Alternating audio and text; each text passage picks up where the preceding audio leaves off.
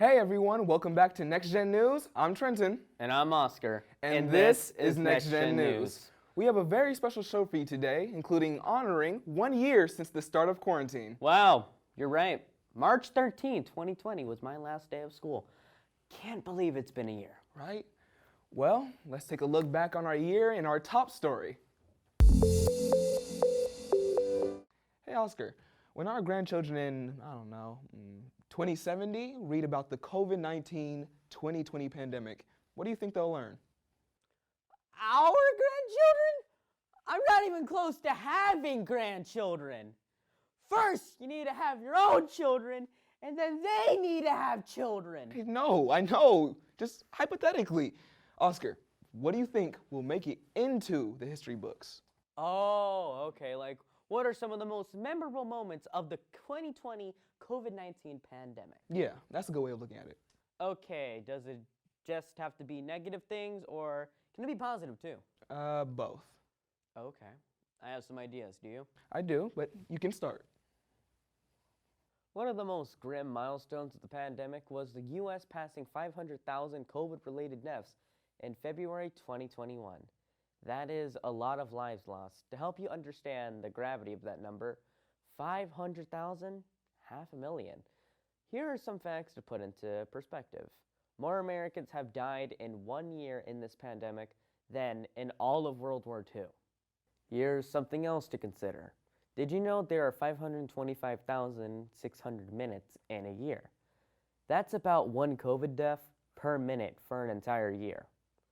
To help understand the significance of 500,000 deaths, President Biden led a vigil with 500 candles to honor those that have passed, meaning each of those candles represent 1,000 people. Let's now take a moment of silence to honor and remember those that have passed.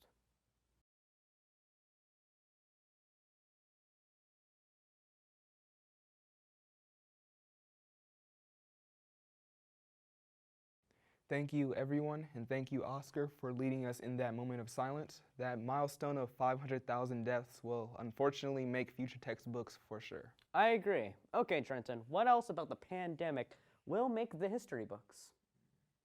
Something that won't only make the history books, but also economic books is the global recession, unemployment rates, and extreme effects on small business owners. The first sign was the stock market crash, which began in late February 2020 and lasted until early April. This market crash was short-lived but mostly recovered by fall 2020. The real economic crisis stemmed from the fact that COVID-19 caused the world's population to be on lockdown to stop the spread. Lockdown means staying at home. Staying at home means not going out and spending money. Not going out and spending money means the economy does not get stimulated. This negatively affected so many businesses and industries, especially food, retail, and travel and transportation. But small businesses were hurt the most, and we saw so many community gyms close due to the pandemic. Along with businesses hurting, unemployment rates soared. According to the U.S. Bureau of Labor Statistics, the unemployment rate in April 2020 increased by 10.3% to 14.7%. This is the highest monthly increase in the history of unemployment data. The unemployment rate had gone down from 14.7% in April 2020 to 6.3% in January 2021. But this is still much higher than before the pandemic. That's a lot of lost jobs. I still know people out of work. Same. All right, Oscar, I know there was a lot of hurt and negative memories from this time, but what is something positive that history will remember about the COVID-19 pandemic? I got you. One of the biggest feats of 2020 was the rapid development of the COVID-19 vaccine. On March 30th, 2020, about a month after things really started to go south, the U.S. began Operation Warp Speed to develop a vaccine. By mid-December, 8.5 months after the project started, the first vaccine was given in the U.S. That is Warp Speed. Vaccines usually take years to develop, not months. In fact, the average time to develop a vaccine is between 10 to 15 years.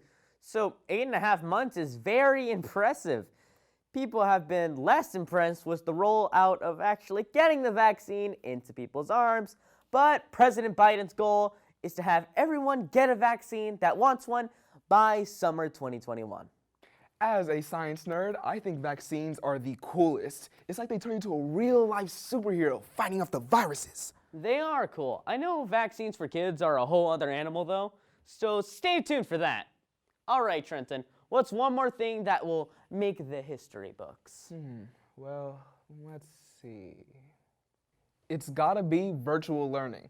Now, there were certainly pros and cons to virtual learning. Some of the cons include a lack of social interaction between kids, less accountability for students without a physical teacher with them, not having an ideal learning environment, and unequal access to technology.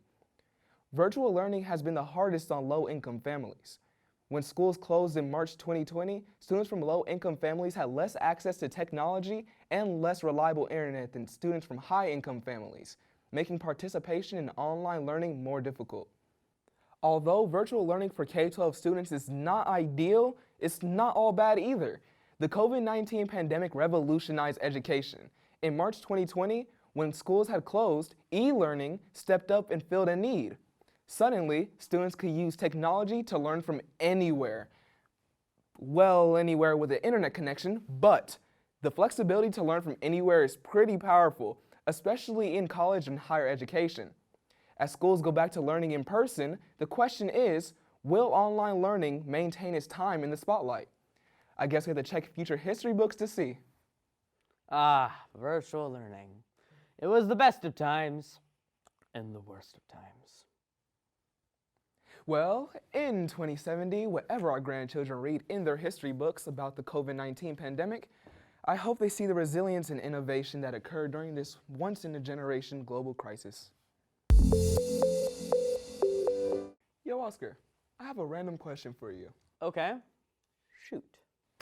If you went to space, what 3 things would you bring with you? That is random, but I think I would bring my favorite comic book, a super legit camera, Okay.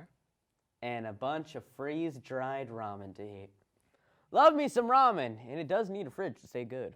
Yeah, ramen's good, but it's not as good as hot dogs. But hot dogs wouldn't do so good in space. Yeah.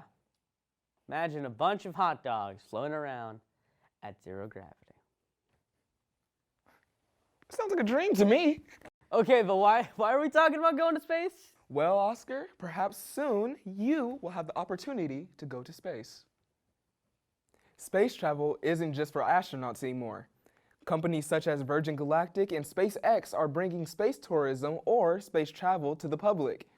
Although commercial space travel is not open to the public quite yet, the testing phase is well underway. SpaceX's Inspiration 4 is set to take off at the end of 2021 and will be the world's first all-commercial space mission to orbit Earth, meaning the passengers are not astronauts. Today, I want to introduce you to one of the crew members selected to go on the mission, Haley Arsenault. This 29-year-old lives in Memphis, Tennessee, and works there as a physician's assistant at the St. Jude Children's Research Hospital. Recently, she was called out of the blue to join the Inspiration 4 mission. Haley's life story is rather extraordinary. Let's take a look. So when I was 10 years old, I was working my way towards my black belt, and I had actually just gotten my black belt in Taekwondo before I was diagnosed with cancer, but I started having knee pain, and they thought it was from overuse from the Taekwondo, but then I started limping, and my mom noticed a big knot above my left knee, and she took me to the doctor who did an x-ray, and I'll never forget, she came in the room with me and my parents and just said, "This is bone cancer." My disease is called osteosarcoma, and it's a bone cancer. It's very serious. If you don't catch it fast, it spreads.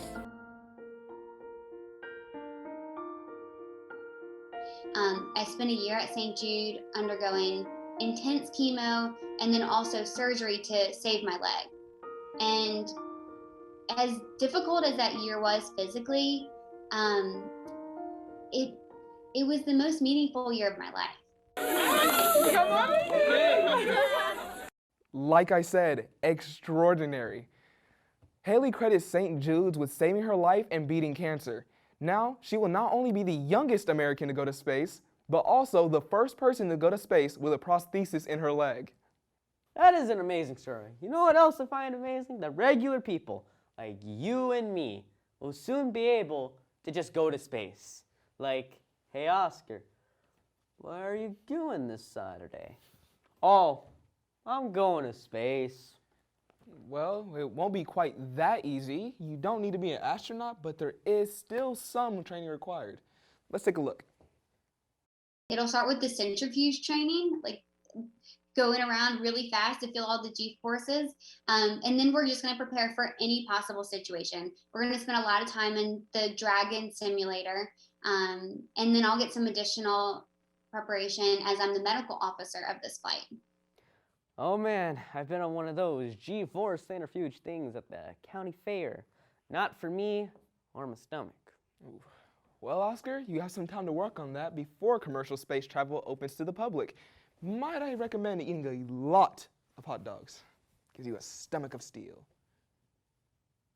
Well, Haley Arsenault, we can't wait for you to go to space. And for all our viewers out there, Haley wants to leave you with this special message. I really hope to inspire these kids by going on this mission, that to dream big, that they can do anything. I was talking to this little girl yesterday, and she was saying that she's upset that she can't run or jump. And I said, I can't run or jump either because I have a prosthesis in my leg. But I said, that's not stopping me from going to space. And so, this mission is opening space travel up to anyone. And I think that in itself is going to motivate people and give them so much hope. Trenton, I know you love hot dogs, but do you ever think about the people that package the meat we eat? To be honest, no. I rarely actually think about whoever packages my food. I just kind of eat it. Well, you might want to think twice about that. Let me tell you why. Like many frontline workers, individuals working at meat packing plants were hit hard by COVID-19. Last July at the JBS meatpacking facility in Greeley, Colorado, 6 meatpacking workers died and 290 tested positive for COVID-19. In the same month at a JBS pork plant in Sioux Falls, South Dakota, around 1,300 workers got COVID-19. And it gets even worse. In November 2020, at a Tyson Foods pork plant, managers were actually betting on how many of their workers would get COVID-19. Additionally, Betty Rangel, the daughter of Saul Sanchez, a JBS employee that lost his life to COVID-19, said that the plant did not want workers to wear a mask in order to downplay the seriousness of the virus. Let's hear now from Betty Rangel. I know there was several grievances filed with the union of people that were scared to go to work under the COVID conditions, wore masks, and were told that if they didn't take off the masks, they were going to be fired because they were going to create a panic and scare other employees. And I'm thinking, how is that protecting their employees? Why wouldn't they pull them aside and say, if you're worried, we're going to go ahead and do this to protect you. Let's work with this. And that just did not happen. How are these employees supposed to protect themselves in a deadly pandemic? Why are these conditions in these meatpacking plants so bad? And what is being done to protect these workers? I just have too many questions. Well, I think the conditions in these plants were bad long before the pandemic started. But we definitely need to investigate the meatpacking industry more. Luckily, Giovanna has more to report on this issue. Now, let's hear from her in this week's edition of NexGen Investigates.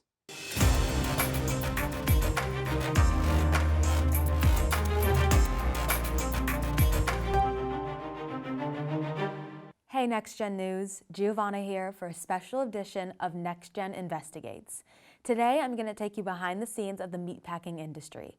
Meatpacking plants across the country have been the epicenter for many COVID-19 outbreaks. According to the Food and Environment Reporting Network, as of February 26, 2021, 57,493 meatpacking workers have tested positive for COVID-19, and 284 have died. What is it about these plants that make them so susceptible to the virus? To answer this question, we'll have to look at the meatpacking industry as a whole. At many of these plants, there's a very large and long conveyor belt with workers packed closely together, quickly preparing meat to be packaged and processed. In 2019, the United States Department of Agriculture, also known as the USDA, removed pork line speeds, which limited the pieces of meat that workers could process per hour. Without this rule, plants can now try to process as many pieces of meat as possible, many times forgetting about quality and focusing on quantity. For example, at a seaboard plant, workers went from processing 1,100 pigs an hour in 2019 to between 1,230 pigs and 1,300 pigs an hour in 2020. With government limits gone, workers rarely have time to take breaks because of the demand for as much meat as possible. According to a report by Oxfam America, some workers at plants wore diapers on their shifts because they were denied bathroom breaks. These increased speeds have also seen an increase in bodily injuries as well. Some workers reported cuts where they had to receive outside medical attention, including stitches, along with broken bones, or even the loss of body parts. The most common injuries reported are those that occur because of repeating the same movement, such as carpal tunnel syndrome. In 2020, the Occupational Safety and Health Administration, or OSHA, conducted 27 inspections at non-poultry meat plants in 2020 due to either a fatality or a catastrophe, up from 1 inspection in 2017, 3 in 2018, and 5 in 2019. Did you know that injuries don't have to be reported if they only require first aid? A U.S. Government Accountability Office report found that workers at numerous meat plants were repeatedly offered first aid treatments, even if the employee had a broken body part, instead of referring them to an outside doctor. That's crazy. Giovanna, how are these companies getting away with treating their workers like this? Well, Trenton, many of these large corporations actually target vulnerable groups, including undocumented immigrants, individuals recently released from prison, and refugees. According to an article in the Los Angeles Times, about 175,000 immigrants work in meat packaging jobs. These groups may be less likely to go to government agencies or supervisors in order to report these conditions. These companies also make sure to locate these plants in areas with less job opportunities, so people are more likely to work there in order to provide for themselves and their families. While companies are fined by OSHA for infractions, many of these fines are small, averaging around $13,000. These fines are pocket change for corporations worth hundreds of millions of dollars, and not enough to stop them from changing their behavior. It is also important to remember that these companies can appeal these fines. Appeals can last for years, and during that time, companies do not have to pay these fines, and they don't even have to fix the dangerous conditions that were reported. This year, OSHA has announced $4 million in fines on more than 300 employers who have put the health of their workers at risk due to COVID-19. But as of February 2021, only $897,000 has been paid by 108 companies. As the pandemic continues, companies must be held responsible and workers have to be protected. So what can actually be done? First, OSHA must have workplace guidelines that companies have to follow in order to keep their employees safe, especially through the pandemic. These guidelines can include social distancing, more protective gear, time off if a worker gets sick, and much more. Second, OSHA should also fine these plants more substantial amounts of money that will stop them from allowing these unsafe work conditions to continue. Third, the USDA should also reduce line speeds to protect workers from injuries and allow for bathroom breaks. As the pandemic continues and the new administration fills positions in government agencies, we'll continue to watch and see if these meat processing corporations will make the necessary changes to keep workers who play an important role in this country safe. Wow, Giovanna, this definitely makes me think more about where my meat is coming from. It makes me look at those meat packages at the store a lot differently. Yes, this is such a lot to take in. I hope that these workers will get the safer conditions they deserve. Right, Oscar. Especially in a pandemic, no one should be subjected to such a dangerous environment. I hope we'll track this story in the future and be able to report changes these plants made. Hey Trenton, let's play a game. All right, always down for a game. Okay, what is this a picture of? You have 3 guesses. Oh, is it a pillow? Nope, try again. Is it one of those old powder wigs that the founding fathers wore? Not quite. Last guess. I know. It's a bunch of that weird stuff they had to take out your dryer filter. What? No. It's a sheep. Meet Barack. No, not Obama. Barack the sheep. Believe it or not, underneath all that wool is a sheep. Barack was found by a member of the public wandering through a forest in Australia. He was then brought to Edgar's Mission Farm Sanctuary in Lancefield, Victoria, near Melbourne. Upon arrival, it appeared Barack was once an owned sheep due to the hole in his ear from a tag. But he had been out in the wild for some time and had not been sheared in years. Say that 5 times fast. When the sanctuary finally sheared him, they removed about 78 pounds of wool. Imagine carrying 78 pounds around with you all the time. Sounds terrible. Once sheared, Barack was a whole new sheep. Whoa, that's crazy. I didn't know sheep relied on humans to get sheared every year. Yup, sheep usually get sheared every spring. Otherwise, their wool continues to grow and grow and like in Barack's case. Apparently. I wonder what it's going to do with Barack's 78 pounds of wool. They should totally make a wool sweater and hat for Barack Obama. Perfect. Well, NexGen viewers, that about wraps up our show for today. From Haley Arsenault to Barack the sheep, it was a show full of comebacks. It sure was. For now, I'm Trenton. And I'm Oscar. And we are NexGen News. Bringing news to the next generation.